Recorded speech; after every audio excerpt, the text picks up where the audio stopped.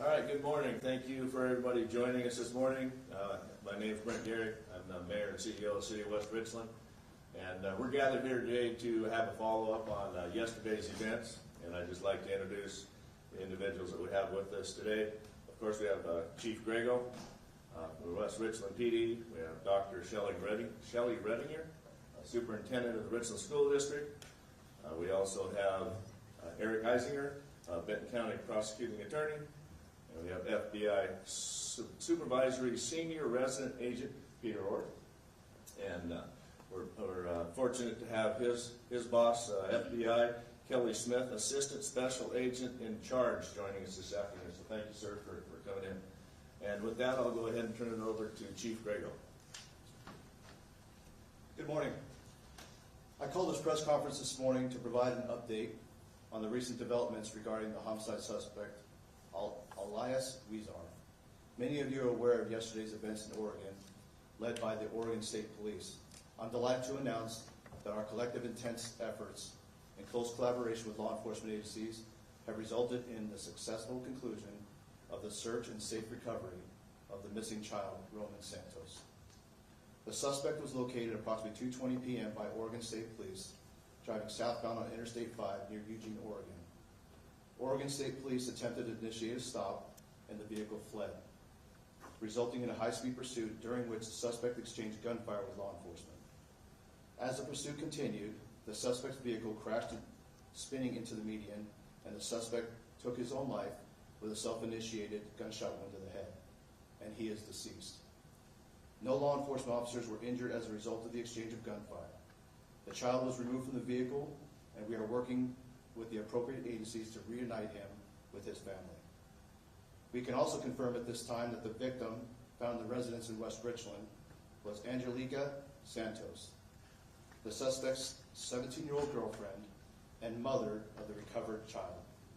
Ms. Santos was also the victim of the rape of a child in the third-degree case. Ms. Santos' homicide is still under investigation, and specific cause of her death remains undetermined at this time, pending an autopsy. Our deepest gratitude goes out to law enforcement personnel who worked around the clock on this case, as well as the community members involved, whose vigilance and support played a crucial role in this resolution. I would also like to specifically give credit to the Oregon State Police and the Lane County Sheriff's Office for their courage and commitment by putting their lives on the line in order to apprehend the suspect safely and recover Roman. While we're grateful for this positive development, my heart remains heavy with sorrow for tragic circumstances that have occurred and for the impact that it's had and will have in this community. Our hearts go out to all of those who have been directly affected by this event and the entire community. I'd like to personally assure the community that my department will continue to pour all available resources into addressing this matter and protecting our schools and our members of our community. Our investigation into this matter continues. I hope that the conclusion of this manhunt may serve as a catalyst for healing among all those impacted by this dreadful event. At this time, I'd like to have Dr. Redinger come up. The past few days have been incredibly tough for our staff, students, families, and the entire Tri-Cities community. Our district has suffered a profound loss in the passing of Amber Rodriguez, a remarkable paraeducator at William Wiley Elementary, where she worked since September 2022. Our deepest condolences go out to Amber's family during this difficult time. As we navigate through this tragedy, our primary focus remains on providing support to the students and staff in our schools, with special attention to Wiley Elementary as they return to school today. We understand that the support needed may vary across the Richland School District, and we are committed to being responsive to the needs of all of our students and staff. I'd like to conclude by sharing some words from Paul Chartrand, our principal at Wiley Elementary. We will get through this. We will take our time and do this together. There is no timeline for what this looks like or how long it will take, but we need to lean on each other and do what is best for our kids. Thank you to our community for the continued support as our district begins to heal. So at this time, I'll introduce Eric Huizar, prosecutor of Benton County, and he can field questions. Good Good morning. Any questions this morning? Yes, Mr. Probert. Any idea on the timeline yet who was killed first, whether it was Ms. Santos or Ms. Rodriguez? We are still working on that, so in terms of a specific timeline, in terms of which victim was killed first, I can't provide additional information about that this morning, but that is something that is being looked into. There is an autopsy that will be conducted regarding Ms. Santos' homicide. Any idea what set this off? Like what the motivation was? Yeah, so we are aware that he had, to specifically answer your question, we do not know specifically what the motive was or the reason was that this happened. That there were some pending criminal charges, and of course that there were some domestic matters that were pending in court. But specifically as to the reason, we're not aware at this time. Was Ms. Santos still living at that house, at the 2507 South Highlands? That's undetermined at this time as well in terms of what her residential status was at the time of the homicide. There was a restraining order or a protection order in place, correct? That is correct. There was a protection order protecting Ms. Santos from Mr. Huizar. Okay. Yes, sir. Where did Mr. Huizar get the gun from? That matter is still under investigation, so this is an active law enforcement investigation. We are still pursuing all of the leads. There's still a lot of work to be done in this case, and so at this point we do not have more information about that item. Yes, sir. Is the 1-year-old still in OSP custody or returned to the family or returned to the Tri-City? My understanding is that the 1-year-old will be picked up by Washington CPS, and that Washington CPS will be involved in a placement decision. In terms of the specific timing on when Roman will return to the community, I'm not aware of that information, but I would anticipate that it would be in the near future. Yes, sir.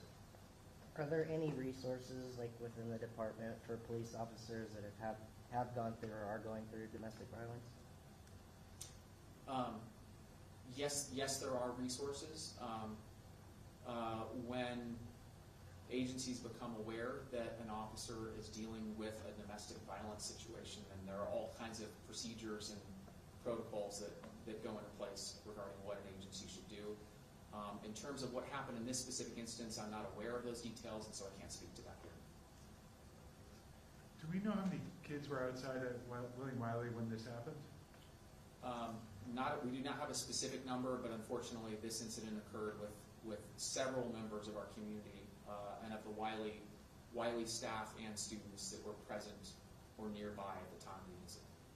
Can you confirm that the 2nd degree and the 3rd degree are against the same person, or were those two different individuals? Those matters were charged against two separate victims. Two separate victims? That's correct. And we haven't identified the 2nd victim at all because it's a child? So we have the identity of the victim in both the rape of a child in the 3rd degree and the rape 2nd, and those are separate victims on those two cases. Okay. Ms. Santos was the victim on the rape of a child in the 3rd degree case, and is the homicide victim here that was recovered in the suspect's residence. In the initial report, it says that the baby was reported missing Sunday at 5 p.m., but the incident happened yesterday. Is there anything to say, or happened Monday? Is there anything to say about that? Are you referring to the Amber Alert? No, before the Amber Alert. In the reports online, it says that the baby had been reported missing Sunday at 5 p.m. So in terms of a specific timeline, I think that that's something that still remains to be completely nailed down. I was just curious if there was something that happened prior to the incident that happened on Monday. Because this is still ongoing, we're still learning more about the situation. I don't have a specific answer for you at the time. Thank you. Yeah. Yes, ma'am. And is there going to be any additional resources being available to the school or to the West Richland community in general? Yes, so the Richland School District is working with, I'll let Dr. Redding answer that question. Thank you. Yes, there's just been an outpouring of support, and so even today we have neighboring districts have counselors, social workers in our schools, and at the district office for families. Well, we also are working with the individuals that were right there and witnessed the event to actually have extra counseling. And I have a follow-up question for you, sorry. And today they're back to school as normal. Is there any resources being provided to them at school right now, or are they just going about school like a daily or ordinary day? Oh, no, they're very far from ordinary day. So the focus is on coming together as family and working together. There are scripts that were provided to all of the teachers to start the day. So it's a community working together through this. It's real important to start getting back into your routine, but it does not look the same as every day. Yeah. And so, yes, and that's a good question. Also, the police department, we were there this morning too. I was there. We brought in our therapy dog for the kids and stuff as they returned to school too, as well as I believe the school district also had a couple of therapy dogs. Yes, the therapy dogs were found to be very instrumental. And after this hearing here, I'm going to go ahead and go to the school and check in on everybody. And right now, just lots of hugs and support. Can you, Mr. Prosecutor? Yes, ma'am. Could you please describe, like, after Huizar shot himself, was it apparent that he was immediately dead, or were there life-saving measures or some sort of ambulance transport after the incident?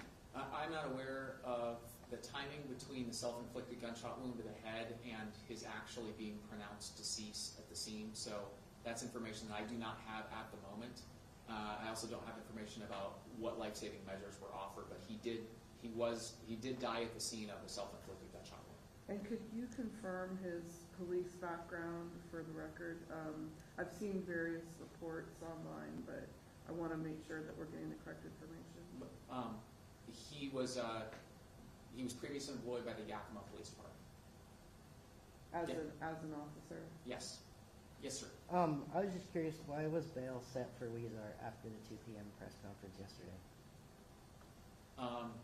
This was on which case? The most recent one, the murder case. So I'm not aware of the circumstances of yesterday's court hearing, but it would be typical that we would have a follow-up hearing after the filing of a charge. Obviously, that completely changed. These cases will be closed based on the circumstances of the death of Mr. Huizar, of course. Did that answer your question, yeah. sir? Okay, all right. And then I have a question for you, Superintendent. Yes. Does the school district believe it needs to change their hiring for the background check policy? We've been talking about that a great deal recently. Can you do it? Yes, if you would. We've been talking about that a great deal with my team. We'll be debriefing. Today we actually have another meeting just to look at everything and make sure that we're not missing something and moving forward. Obviously, we don't want something like this to ever happen again. So we'll be looking at our processes and just making sure that we have all the layers we need to have confidence in who we are hiring. So, yes. I have another question for you, Superintendent. Do you think this will change your guys' protocol moving forward, or will you guys' protocol stay the same? That's what we're going to be meeting about and looking to see if there are things that we want to change. Yes. Sir, is there any support for this young 1-year-old son? I know that's very young, but is there any kind of therapy or services or extra care for this young individual that was along for the ride, so to speak? CPS will obviously be working on making a placement for the child, for Roman, but you're right to point out that this leaves Roman without a father or mother, and this is a child who is going to need support, and that is something that I'm certain will be addressed. As the superintendent indicated, there have been a lot of different agencies from around the community who have really rallied to help provide support in this situation. I'm sure that's going to be true for Roman as well. And what about the other children? I can speak to that. So we are already working with local agencies to help support the other children that are in our school system as well. And there's two. Two, yes. And so our hearts go out to them more than anyone, the three children, and so we will be doing everything we can to continue to support them. And there's a boy and another boy or a girl?